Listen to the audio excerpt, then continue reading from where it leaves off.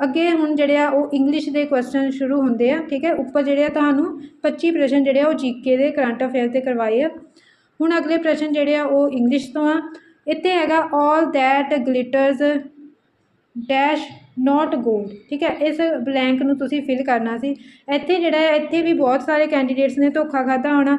देखो इत्थे जे तां उन्हां ने सबजैक्ट के अकॉर्डिंग वर्ब लगाया, मीनस कि जिते ऑल पढ़ के ते उसनूं मतलब कि प्लूरल जिहड़ी आ प्लूरल सबजैक्ट आ ते इस करके जिहड़ी वर्ब भी उस अकॉर्डिंग लगाती हुई, मीनस इत्थे शैल लगाता होया, ठीक है। शैल ही इत्थे सीगी एक जिहड़ी प्लूरल नाल सबजैक्ट नाल लगदी है वर्ब, ठीक है। बाकी जिहड़ियां सिंगुलर नाल लगण वालीआं ते तुहाडा जिहड़ा ओह गलत हो जाएगा। इत्थे जिहड़ा आंसर आउणा सी ओह इज़ आउणा सी, ठीक है। All that glitters is not gold, इस दा मतलब सीगा ये जिद्दां हुण पंजाबी दे विच मुहावरे ते अखाणा हुंदियां आ, उसे तरह ही ये इंग्लिश दा फ्रेज आ, ठीक है। तुसीं जिहड़े अखाण आ उन्हां नूं भी नहीं ना चेंज कर सकदे, उन्हां दे विच भी जो शब्द वरते जांदे आ उही वरत सकदे आ, ठीक है। ते इहदे विच भी इदां ही आ कि जे इज़ मतलब कि फ्रेज के अकॉर्डिंग इज़ आउणा है, ठीक है। उत्थे ग्रामर दा रूल नहीं अप्लाई करन लग पैना कि की आएगा, इज़ आना है इत्थे। ते ये क्योंकि फ्रेज आ, फ्रेज वो ईडियम तो ये पहले ही बने बनाए होंगे आ। अगला प्रश्न है if she wins the match she dash get a lot of money. तो इस दे विच जिहड़ा आ थोड़ी कन्फ्यूजन आ, ठीक है। इसका आंसर जिहड़ा विल हो सकता है जां वॉज हो सकता है, तो ये मतलब डाउट च रख सकते हैं क्वेश्चन नूं। अगला प्रश्न है चेंज द वॉइस चेंज करनी आ। इहदे विच सीगा they did not listen to me, ठीक है। लिसन वॉइस चेंज करने वेले जो ऑब्जैक्ट होंदा उहनूं सबजैक्ट बना लिया जाता, जो सबजैक्ट होंदा उहनूं ऑब्जैक्ट बनाया जाता है, तो जो वर्ब है उसनूं जिहड़ा है सेंटेंस के अकॉर्डिंग चेंज किया जाता है। हुण देखो इहदे विच ऑब्जैक्ट सीगा मी तो की बन जाना सबजैक्ट आई, ठीक है। I was not listened by them, B option इसका करैक्ट होना सीगा, ठीक है। अगला प्रश्न है चेंज द नरेशन चेंज करनी सीगी, ठीक है। Radha said I am going home now, ठीक है। ये आ जाना सीगा Radha said that she was going home then, ठीक है। क्योंकि नरेशन के विच भी जिद्दां हुण आई आ, जो आई ने उस अकॉर्डिंग चेंज होना जिहड़ा परसन कह रहा है, ठीक है। जे वो परसन थर्ड परसन हैगा आ उस अकॉर्डिंग ही जिहड़ा आ वो फस्ट परसन ने चेंज होना है। तो इसलिए तुहाडी ऑप्शन नंबर सी सही है। अगे है we dash each other for past 10 years. We तो बाद जी ब्लैंक है उसके की फिल करना उन्होंने उपर दसिया ही होया प्रैजेंट परफेक्ट टेंस जोड़ा वो तुसी इत्थे अप्लाई करना सीगा। ते प्रैजेंट परफेक्ट टेंस की की निशानी होंदी है उस दे विच की है हैज़ और हैव यूज़ होंदा है, ठीक है। तो जो हैज़ होंदा है वो सिंगुलर सबजैक्ट नाल ते जो हैव होंदा है वो प्लूरल सबजैक्ट नाल। हुण इत्थे वी आ जिहड़ा वो प्लूरल आ तो इसलिए इत्थे हैव यूज़ हो गया, हैव दे नाल नॉन थर्ड फॉर्म लगेगी, ठीक है। Option number A. अगे है fill in the blanks with the suitable word from the given options. इस ब्लैंक दे विच जो कैन यू तो बाद ब्लैंक दिती है उत्थे असी फिल करना, ठीक है। Can you dash this stick. इस दे विच है कि उन्होंने कहा कि की तुसी इस स्टिक मतलब लकड़ी नूं तोड़ सकते हो। हुण देखो इत्थे ब्रेक देखो कैन दे नाल हमेशा वर्ब की पहली फॉर्म लगती है, ठीक है। इसलिए जी तुहाडी सी ऑप्शन तो होनी नहीं सी क्योंकि सी जी सैकेंड वर्ब आ। उस तो बाद है अगे हुण तुसी ब्रेक फस्ट वर्ब की फॉर्म लगनी सी, तुसी इत्थे देखना सी ब्रेक किहड़ी लगानी है, ठीक है। BRAKE जां BREAK। तो इन्हां दोनों के मैं पहले तुहानूं डिफरेंस दस दिंदी हां। जिहड़ा BRAKE हुंदा आ वो ब्रेक हुंदी आ जिहड़ी असी अपनी कार जां कोई तुहाडा मोटरसाइकिल जां फिर तुसी स्कूटी दी लगाउने आ, ठीक है। वो हुंदी है ब्रेक किसी मशीन जो भी मशीनरी आ, ठीक है। कोई भी मशीनरी है उसकी स्पीड नूं स्लो करन दे लई, ठीक है, उसनों उत्थे असी ब्रेक शब्द का यूज़ करते हैं BRAKE ब्रेक। तो जदों असी BREAK यूज़ करते हैं वह मतलब होंदा तोड़ना, ठीक है। इत्थे स्टिक क्या है तो स्टिक नूं तोड़ना तो इसलिए BREAK आएगा, ठीक है। Break option B. जां फिर कहते हैं ना दिल तोड़ता किसी ने किसी का तो उत्थे भी ब्रेक इस ये वाली ब्रेक शब्द का यूज़ होना BREAK, ठीक है। अगला है choose the one which best express the meaning of the idiom एक दिता है एप्पल ऑफ वनस आई। किसी की अख का तारा होना पंजाबी च कह देंगे तो इत्थे कह देंगे किसी की अख का सेब होना, ठीक है। ਤੇ मतलब कि किसी की जी प्रीशियस थिंग आ ਉਹਦੀ ਗੱਲ ਕੀਤੀ ਜਾਂਦੀ ਹੈ ਇਹਦੇ ਵਿੱਚ। ਤੇ ਇੱਥੇ ਤੁਹਾਡੀ ਆਪਸ਼ਨ ਡੀ ਆ ਜਾਣੀ ਸੀ ਵੈਲਿਊਏਬਲ ਥਿੰਗ। ठीक है, ऑप्शन नंबर डी सही है। अगे है डीप। डीप शब्द का ओपोजिट शब्द दसना सीगा। डीप का मतलब होंगे डूंगा। ठीक है, तो इत्थे आ जाना सी शैलो। उस तो बाद है वैकेंट। वैकेंट का मीनिंग पूछा गया है, मतलब कि नीयरएस्ट मीनिंग पूछा गया है की हो सकता। वैकेंट का मतलब होंगे खाली, तो इत्थे ऑप्शन नंबर डी आएगी एम्पटी। एम्पटी का मतलब भी होंगे खाली। अगे है मिस स्पैल्ट वर्ड जोड़ा वो चूज करना सीगा। ये तो फर्नीचर भी सही है, डजन भी सही है, ऑफिस भी सही है, बट जो एल्फाबैट आ वो गलत है। एल्फाबैट होंगे ALPH ABET होंगे। ठीक है, ना कि BET होंगे बैट, अल्फाबैट। अगला प्रश्न है सुटेबल सबसटीट्यूशन करना है। ठीक है, वन वर्ड सबसटीट्यूशन आ, मतलब बहुते शब्दों की थां एक शब्द। ये है a list of name of books. किताबों के नावां की लिस्ट नूं की कहा जाता है, तो उसनूं कहा जाता है कैटालॉग। Option number C. अगला है करैक्ट। करैक्ट सेंटेंस देखना सी इन्हां विचों किहड़ा आ। दीज कैटल्स आर माइन ਜਾਂ फिर these cattle are mine.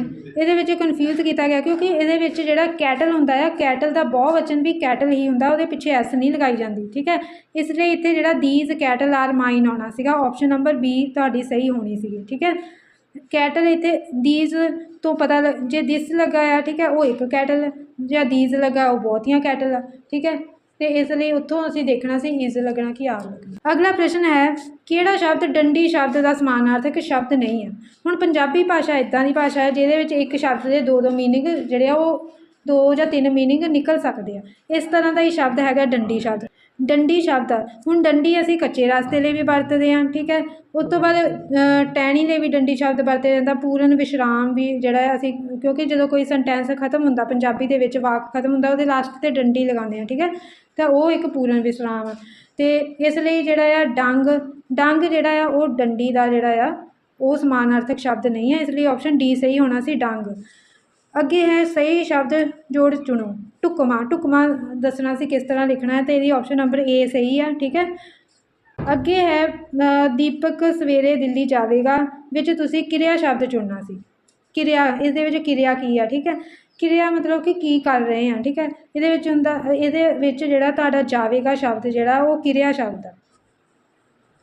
Ustad शब्द का विरोधी शब्द, उस्तत शब्द का विरोधी शब्द आएगा तो निंदिया करना। ठीक है, उस्तत का मतलब ही होंगे किसी की प्रशंसा, सिफत, वडियाई। ठीक है, तो निंदिया जोड़ा उल्ट है, तो इसलिए तुहानूं उल्ट ही पूछा गया सी, भाव विरोधी शब्द ही पूछा गया सी। ऑप्शन डी सही है। अगे है पंजाबी शब्द फोकलोर के अर्थां नूं प्रगटाउंदा शब्द चुनना है। ठीक है, फोकलोर किहड़ा, फोकलोर का मतलब होंगे लोक धारा। ऑप्शन नंबर बी सही है। अगला प्रश्न है आग्या का पालन करने वाला। तो आग्या का पालन करने वाले नूं की कहते हैं आग्याकारी। ठीक है, ऑप्शन नंबर डी सही है। अगला प्रश्न है मुहावरा हवाई किले उसारना ले ढुकमा अर्थ चुनो। हवाई किले उसारना का अर्थ होंदा है भी फर्जी आसां बना लैनियां। ठीक है, तो ऑप्शन नंबर ए तुहाडा सही होवेगा। अगे है जदों कोई मूर्ख या शराबी बंदा मौज विच आया जबलियां मार मार के खुश हुंदा होवे उदों उस लई किहड़ा खान वरतिया जाता है। तो उदों उस दे लई जिहड़ा आ खोते दी मौज टीटने जिहड़ा शब्द वो वरतिया जाता है। ठीक है, अगे है बाग इत्र लग के बनने वाला सही शब्द। बाग इत्र जिहड़ा आ वो लग के जिहड़ा बा इज्जत शब्द बनिया। Option number D. राड़ा पिछेत्र लग के बनने वाला सही शब्द चुनो। राड़ा लग के जिहड़ा बनिया हैगा तुहाडा वेलड़ शब्द। Option number A. Well they नाल राड़ा लगाता तां ये जिहड़ा आ शब्द बन जाता वेलड़। मुंडियां नूं खेडना चाहिए है वाक विचों नाम शब्द चुनो।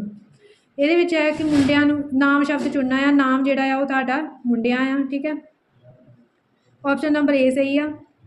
हवा शब्द का बहुवचन की है, हवा शब्द का बहुवचन आना सी हवावां। Option number D. अगला प्रश्न है लड़का सारा पानी पी गया वाक का लिंग बदल के बनने वाला सही वाक चुनो। हुण ये लिंग बदलना है। ठीक है, लड़के का क्या आ जाना सी लड़की। ठीक है, लड़की सारा पानी पी गई। ठीक है, गया तो गई बन जाना सी। इस बी ऑप्शन तुहाडी आ जानी सी लड़की सारा पानी पी गई। इस दे नाल ही जिहड़े आ वो पंजाबी के प्रश्न भी इत्थे खत्म होंदे आ। ते अगे हुण जिहड़े आ वो कंप्यूटर के प्रश्न हैगे आ ਸਭ ਤੋਂ ਪਹਿਲਾ ਪ੍ਰਸ਼ਨ ਆ ਕਿ ਇੱਕ ਫਾਰਮੂਲਾ ਜਾਂ ਫੰਕਸ਼ਨ ਸ਼ੁਰੂ ਕਰਨ ਦੇ ਲਈ MS ਐਕਸਲ ਵਿੱਚ ਕਿਹੜਾ ਚਿੰਨ੍ਹ ਵਰਤਿਆ ਜਾਂਦਾ ਹੈ। ਤੇ ਫਾਰਮੂਲਾ ਜਾਂ ਫੰਕਸ਼ਨ ਦੇ ਲਈ ਜਿਹੜਾ ਐਕਸਲ ਦੇ ਵਿੱਚ ਆ ਉਹ ਬਰਾਬਰ ਦਾ ਸਾਈਨ ਵਰਤਿਆ ਜਾਂਦਾ ਹੈ, ਠੀਕ ਹੈ, ਇਕੁਅਲ ਟੂ। ਅੱਗੇ ਕੰਪਿਊਟਰ ਦੀ ਮੁੱਖ ਮੈਮੋਰੀ ਬਾਰੇ ਹੇਠ ਦਿੱਤੇ ਕਥਨਾਂ ਵਿੱਚੋਂ ਕਿਹੜਾ ਸਹੀ ਆ। ਹੁਣ ਦੇਖੋ ਇਹਦੇ ਵਿੱਚ ਪਹਿਲਾ ਕਥਨ ਦਿੱਤਾ ਹੈ ਕਿ data gets lost from the main memory when power is switched off, ਇਹ ਸਹੀ ਆ, ਠੀਕ ਹੈ। ਅੱਗੇ ਹੈ ਅੱਖਰਾਂ ਦੇ ਕੇਸ ਨੂੰ ਹੇਠਲੇ ਤੋਂ ਉੱਪਰ ਵੱਲ ਬਦਲਣ ਲਈ ਕੀਬੋਰਡ ਦੀ ਕਿਹੜੀ ਕੁੰਜੀ ਵਰਤੀ ਜਾਂਦੀ ਹੈ। ਇਹਦੇ ਵਿੱਚ ਇਹ ਆ ਕਿ ਜਦੋਂ ਅਸੀਂ ਕੋਈ ਟਾਈਪਿੰਗ ਕਰਦੇ ਸਮੇਂ ਕੋਈ ਵੀ ਅੱਖਰ ਜਿਹੜਾ ਆ ਇੰਗਲਿਸ਼ ਦਾ ਕੈਪੀਟਲ ਲੈਟਰ 'ਚ ਲਿਖਣਾ ਹੁੰਦਾ, ਅਤੇ ਅਸੀਂ ਸ਼ਿਫਟ ਦਬਾ ਕੇ ਜਦੋਂ ਅਸੀਂ ਪ੍ਰੈਸ ਕਰਦੇ ਹਾਂ ਉਸ ਲੈਟਰ ਨੂੰ, ਅਤੇ ਉਹ ਵੱਡੇ ਅੱਖਰ ਦੇ ਵਿੱਚ ਪੈਂਦਾ ਹੈ, ਠੀਕ ਹੈ। ਅਤੇ ਇਸ ਲਈ ਜਿਹੜੀ ਆ ਸ਼ਿਫਟ ਕੀ ਵਰਤੀ ਜਾਂਦੀ ਹੈ, ਆਪਸ਼ਨ ਨੰਬਰ ਡੀ। ਅੱਗੇ ਹੈ ਵਰਡ ਡਾਕੂਮੈਂਟ ਵਿੱਚ ਕੁਝ ਟੈਕਸਟ ਖੋਜਣ ਲਈ ਹੇਠ ਦਿੱਤੇ ਸ਼ਾਰਟਕਟਾਂ ਵਿੱਚੋਂ ਕਿਹੜਾ ਵਰਤਿਆ ਜਾਂਦਾ ਹੈ। ਅਤੇ ਦੇਖੋ ਵਰਡ ਡਾਕੂਮੈਂਟ ਦੇ ਵਿੱਚ ਜਿਹੜਾ ਆ ਉਹ ਵਰਤਿਆ ਜਾਂਦਾ ਹੈ control F। Control F means find ਕਰਨਾ, F ਫਾਈਂਡ ਕਰਨ ਦੇ ਲਈ ਯੂਜ਼ ਹੁੰਦਾ ਸ਼ਬਦ, ਇਹਦੇ ਕੰਟਰੋਲ F ਹੋਣਾ ਸੀ, ਆਪਸ਼ਨ ਨੰਬਰ ਸੀ। ਅਗਲਾ ਪ੍ਰਸ਼ਨ ਹੈ ਤੁਸੀਂ ਆਪਣੇ ਕੰਪਿਊਟਰ 'ਤੇ ਵੈਬ ਪੇਜਾਂ ਨੂੰ ਦੇਖਣ ਲਈ ਹੇਠ ਦਿੱਤਿਆਂ ਵਿੱਚੋਂ ਕਿਸ ਸ਼ਬਦ ਦੀ ਵਰਤੋਂ ਕਰੋਗੇ। ਅਤੇ ਇੱਥੇ ਦੇਖੋ ਜਿਹੜੇ ਵੈਬ ਪੇਜ ਆ, ਹੁਣ ਅਸੀਂ ਵੈਬ ਪੇਜ ਕੋਈ ਵੀ ਖੋਲ੍ਹਣਾ ਹੋਵੇ, ਚਾਹੇ SSS ਬੋਰਡ ਦੀ ਵੈਬਸਾਈਟ ਹੀ ਕਿਉਂ ਨਾ ਖੋਲ੍ਹਣੀ ਹੋਵੇ, ਅਤੇ ਅਸੀਂ ਸਭ ਤੋਂ ਪਹਿਲਾਂ ਕਿੱਥੇ ਜਾਂਦੇ ਹਾਂ, ਆਪਣੇ ਵੈਬ ਬਰਾਊਜ਼ਰ ਨੂੰ ਓਪਨ ਕਰਦੇ ਹਾਂ, ਜਿੱਦਾਂ ਗੂਗਲ ਕ੍ਰੋਮ ਨੂੰ ਓਪਨ ਕਰ ਲਿਆ, ਠੀਕ ਹੈ, ਤੁਹਾਡਾ ਮੋਜ਼ੀਲਾ ਫਾਇਰਫੌਕਸ ਹੋ ਗਿਆ ਜਾਂ ਇੰਟਰਨੈਟ ਐਕਸਪਲੋਰਰ ਹੋ ਗਿਆ, ਇੱਦਾਂ ਜਿਹੜੇ ਉਹ ਸਾਰੇ ਵੈਬ ਬਰਾਊਜ਼ਰ ਆ। ਵੈਬ ਪੇਜਾਂ ਨੂੰ ਦੇਖਣ ਲਈ ਅਸੀਂ ਵੈਬ ਬਰਾਊਜ਼ਰ ਦੀ ਯੂਜ਼ ਕਰਦੇ ਹਾਂ, ਆਪਸ਼ਨ ਨੰਬਰ ਡੀ ਸਹੀ ਹੋਣਾ ਸੀਗਾ। ਅੱਗੇ ਹੈ 106 ਨੰਬਰ ਪ੍ਰਸ਼ਨ ਕਿ ਹੇਠ ਦਿੱਤਿਆਂ ਵਿੱਚੋਂ ਕਿਹੜਾ ਆਪਰੇਟਿੰਗ ਸਿਸਟਮ ਦੀ ਉਦਾਹਰਨ ਨਹੀਂ ਹੈ। ਹੁਣ ਆਪਰੇਟਿੰਗ ਸਿਸਟਮ ਜਿਹੜਾ ਆ, ਹੁਣ ਤੁਸੀਂ ਫੋਨ ਦੇ ਵਿੱਚ ਦੇਖੋਗੇ ਤਾਂ ਐਂਡਰੋਇਡ ਹੁੰਦਾ, ਐਂਡਰੋਇਡ ਵੀ ਇੱਕ ਆਪਰੇਟਿੰਗ ਸਿਸਟਮ ਆ। ਕੰਪਿਊਟਰ ਦੇ ਵਿੱਚ ਜਿਹੜਾ ਲਿਨਕਸ, ਮਾਈਕਰੋਸੋਫਟ ਵਿੰਡੋਜ਼, ਯੂਨਿਕਸ, ਠੀਕ ਹੈ, MS DOS ਇਹ ਵਰਤੇ ਜਾਂਦੇ ਆ, ਇਹ ਆਪਰੇਟਿੰਗ ਸਿਸਟਮ ਹੁੰਦੇ ਆ, ਠੀਕ ਹੈ। ਅਤੇ ਇਹ ਜਿਹੜੇ ਆਪਰੇਟਿੰਗ ਸਿਸਟਮ ਨੂੰ ਚਲਾਉਣ ਦੇ ਕੰਮ ਹੁੰਦੇ ਆ, ਮੈਨੇਜ ਕਰਨ ਦੇ ਲਈ, ਮੈਮਰੀ ਸਿਸਟਮ ਦੀ ਮੈਨੇਜਮੈਂਟ ਦੇਖਣੀ। ਅਤੇ ਬਾਕੀ ਜਿਹੜਾ ਕੋਈ ਸਪੈਸ਼ਲ ਕੰਮ ਕਰਨ ਲਈ ਬਣਾਇਆ ਜਾਂਦਾ ਉਹਨੂੰ ਐਪਲੀਕੇਸ਼ਨ ਸੋਫਟਵੇਅਰ ਕਹਿੰਦੇ ਆ। ਇੱਥੇ ਜਿਹੜਾ MS ਆਫਿਸ ਆ ਉਹ ਇੱਕ ਐਪਲੀਕੇਸ਼ਨ ਸੋਫਟਵੇਅਰ ਆ, ਨਾ ਕਿ ਆਪਰੇਟਿੰਗ ਸਿਸਟਮ, ਇਸ ਲਈ MS ਆਫਿਸ ਤੁਹਾਡੀ ਰਾਈਟ ਆਪਸ਼ਨ ਆਏਗੀ। ਅੱਗੇ ਹੈ ਪੋਰਟਰੇਟ ਐਂਡ ਲੈਂਡਸਕੇਪ ਦੀਆਂ ਉਦਾਹਰਨਾਂ। ਦੇਖੋ ਤੁਸੀਂ ਜਿਹੜਾ ਪੋਰਟਰੇਟ ਅਤੇ ਲੈਂਡਸਕੇਪ, ਜਦੋਂ ਹੁਣ ਕਿਸੇ ਪੇਜ ਨੂੰ ਤੁਸੀਂ ਦੇਖਿਆ ਹੋਵੇਗਾ, ਜਦੋਂ ਤਾਂ ਉਹ ਵਰਟੀਕਲੀ ਜ਼ਿਆਦਾ ਹੁੰਦਾ ਆ ਉਸ ਨੂੰ ਅਸੀਂ ਪੋਰਟਰੇਟ ਕਹਿ ਦਿੰਦੇ ਹਾਂ, ਜਦੋਂ ਉਹ ਹੌਰੀਜ਼ੈਂਟਲੀ ਉਹਦੀ ਲੈਂਥ ਜ਼ਿਆਦਾ ਹੁੰਦੀ ਹੈ ਅਤੇ ਅਸੀਂ ਉਹਨੂੰ ਲੈਂਡਸਕੇਪ ਕਹਿੰਦੇ ਹਾਂ, ਠੀਕ ਹੈ। ਅਤੇ ਇਹ ਜਿਹੜੀਆਂ ਦੋਨੋਂ ਪੇਜ ਦੀਆਂ ਓਰੀਐਂਟੇਸ਼ਨਸ ਹੁੰਦੀਆਂ, ਆਪਸ਼ਨ ਨੰਬਰ ਬੀ ਸਹੀ ਹੈ ਤੁਹਾਡਾ। ਅਗਲਾ ਪ੍ਰਸ਼ਨ ਹੈ ਜੇਕਰ ਤੁਹਾਨੂੰ ਵਰਡ ਡਾਕੂਮੈਂਟ ਵਿੱਚ ਕਿਸੇ ਟੈਕਸਟ ਨੂੰ ਮੂਵ ਕਰਨ ਦੀ ਲੋੜ ਹੈ ਤਾਂ ਤੁਸੀਂ ਹੇਠ ਦਿੱਤੇ ਵਿੱਚੋਂ ਕਿਹੜਾ ਕਾਰਜ ਕਰੋਗੇ।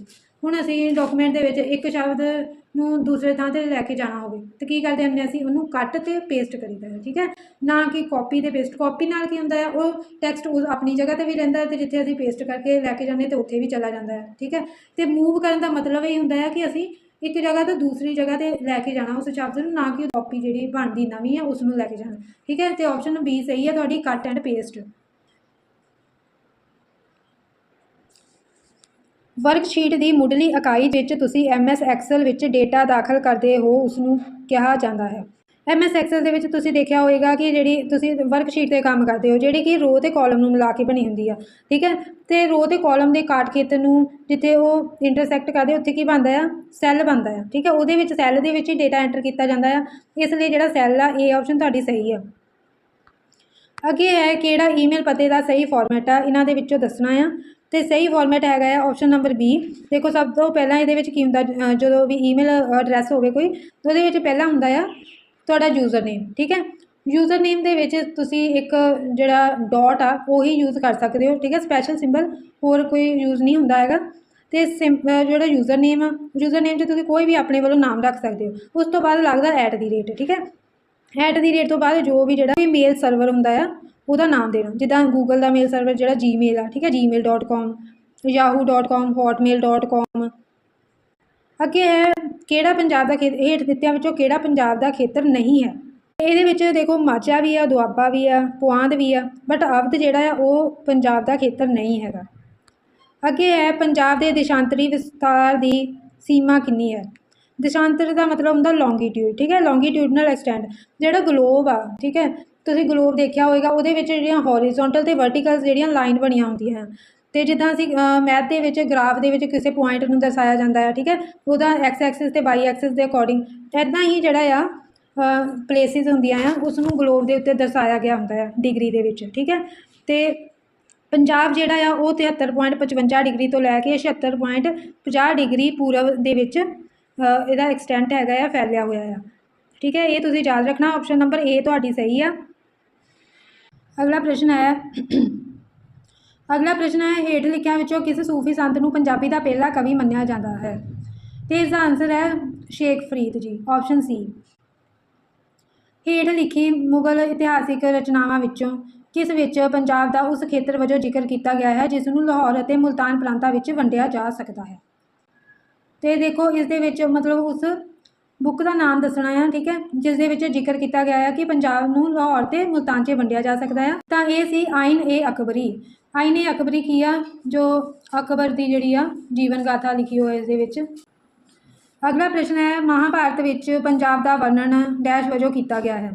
ਦੇਖੋ ਇਹ ਜਿਹੜੇ ਪੰਜਾਬ ਦੇ ਨਾਮ ਆ ਉਹਨਾਂ ਬਾਰੇ ਵੀ ਮੈਂ ਵੀਡੀਓ ਦੇ ਵਿੱਚ ਦੱਸਿਆ ਹੋਇਆ ਹੈ। ਜੇ ਤੁਸੀਂ ਦੇਖੋਗੇ ਪੰਜਾਬ ਹਿਸਟਰੀ ਐਂਡ ਕਲਚਰ ਨਾਲ ਸੰਬੰਧਿਤ ਵੀਡੀਓ ਪਾਈ ਆ, ਉਸ ਦੇ ਵਿੱਚ ਮੈਂ ਪੰਜਾਬ ਦੇ ਜਿਹੜੇ ਆ ਪੁਰਾਣਿਕ ਨਾਮ ਜਿੱਦਾਂ ਰਿਗਵੇਦ ਦੇ ਵਿੱਚ ਕੀ ਕਿਹਾ ਗਿਆ ਆ, ਮਹਾਭਾਰਤ 'ਚ ਕੀ ਕਿਹਾ ਗਿਆ ਆ, ਅਤੇ ਮੁਗਲਾਂ ਦੇ ਸਮੇਂ ਕੀ ਕਿਹਾ ਜਾਂਦਾ ਸੀ, ਮਹਾਰਾਜਾ ਰਣਜੀਤ ਸਿੰਘ ਦੇ ਸਮੇਂ ਕੀ ਕਿਹਾ ਗਿਆ, ਠੀਕ ਹੈ। ਇਹ ਸਾਰਾ ਕੁਝ ਦੱਸਿਆ ਹੈ ਅਤੇ ਉਹਦੇ ਵਿੱਚ ਦੱਸਿਆ ਸੀਗਾ ਕਿ ਮਹਾਭਾਰਤ ਵਿੱਚ ਪੰਜਾਬ ਨੂੰ ਪੰਚ ਨਦ ਦਾ ਨਾਮ ਦਿੱਤਾ ਗਿਆ ਆ, ਠੀਕ ਹੈ। ਆਪਸ਼ਨ ਏ ਤੁਹਾਡੀ ਸਹੀ ਆ। ਅਗਲਾ ਹੈ ਆਖਰੀ ਸਿੱਖ ਸ਼ਾਸਕ ਕੌਣ ਸੀ? ਉਹ ਮਹਾਰਾਜਾ ਦਲੀਪ ਸਿੰਘ ਸੀ। ਆਪਸ਼ਨ ਨੰਬਰ ਏ ਸਹੀ ਆ।